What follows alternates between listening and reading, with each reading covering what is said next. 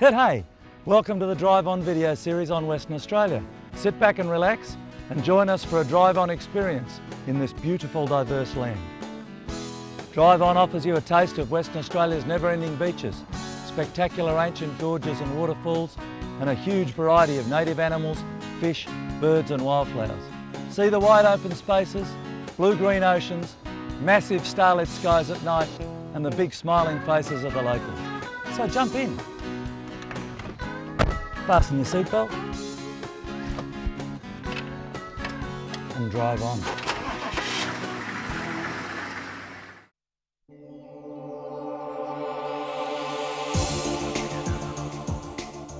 There is nothing better than escaping the stresses of modern life, taking a drivewa.com self-drive holiday.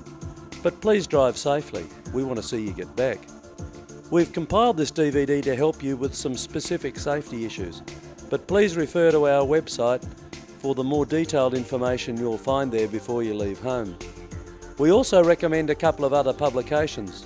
The WA Police Service Aids to Survival Handbook is available free via a link in our website. And the Royal Flying Doctor Service of Australia's Safety and Survival Handbook is also a great tool for you to have with you. One of the first things that most visitors to Western Australian roads notice is the road trains. These massive trucks make a huge contribution to the WA economy, but they can be a significant hazard to inexperienced drivers. Please be very careful when overtaking road trains. It takes a lot longer than most inexperienced drivers might expect to get around such long vehicles, particularly when they're doing about 100 kilometres per hour. You need a lot of clear road ahead before you should attempt to pass them, and please don't attempt to pass them on bends. Many of the roads you'll encounter are not much wider than the combined width of a road train and a car, so it's easy to lose control while you're passing, particularly if the road is not straight at the point you choose to pass. So please just wait. There's plenty of long sections of straight road out there, and you won't normally have to wait very long for a safe opportunity to pass. You also need to be prepared for the effect of the wind being dragged along by the truck. These huge trucks push a lot of air around, and this can cause a very dangerous effect on your car if you pass them too closely. One thing I love about driving in the West Australian Outback is the great variety of plants and animals one sees as one drives along. You'll see our national icons, kangaroos and emus. But sadly they don't have much road sense, so many of them are killed and injured in road accidents every year, and they take quite a few people with them. As you travel further to the north and east of Perth, you will see land use changes. The land use changes from what I call farm country, where the fences run parallel to the roads, to station country, where you will find cattle grids across the roads and fences that run away from the road at an angle. So the stock in those areas have unrestricted access to the roads. Some station owners will feed their stock quite close to the roadways, partly because it's easier for them to do so, as you can see happening here. So whilst you're driving in station country, you need to be very careful. It is very dangerous to have an accident with a large animal like an emu, cow, sheep or kangaroo at any significant speed. But equally it's dangerous to try and swerve around them. It's difficult to keep control of the vehicle in such situations, and you may do more harm to yourself whilst you're trying to avoid hitting the animal than you would have suffered if you'd not tried to swerve. So it's important to avoid driving at times when the local wild animals may be feeding along the side of the road. And it is also important to avoid travelling when visibility can be affected by the position of the sun, and in most areas that's around sunrise and sunset. Night driving is not recommended by drivewa.com. Many people will say it's not unsafe, and as long as you drive slowly enough to be able to take evasive action at any time, when a large dark animal might appear suddenly in your headlights, it probably isn't, but we don't recommend you drive at those times in any event.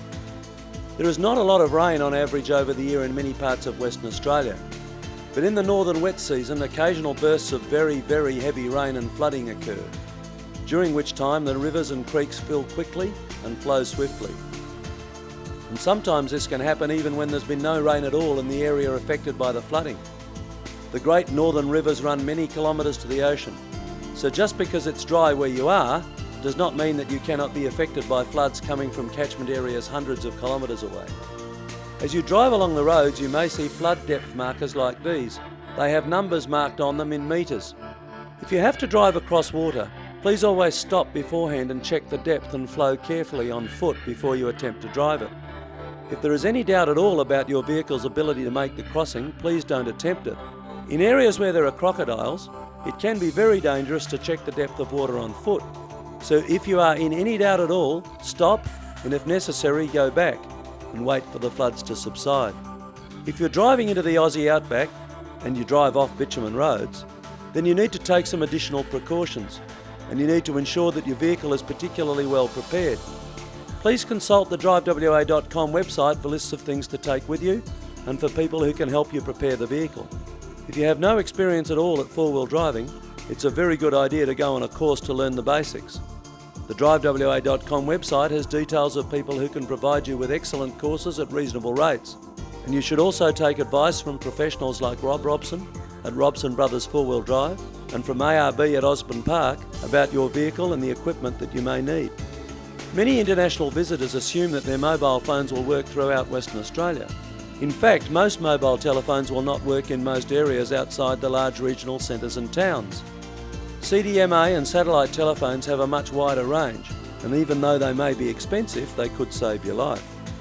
Please consult our communications sections for details of coverage maps and other information about communications in the Australian Outback. And of course, wherever you go, please leave details of the route you intend to take, your destination and expected time of arrival with a responsible person prior to leaving. And check in regularly with them to update them on your progress and any change you might make in your plans.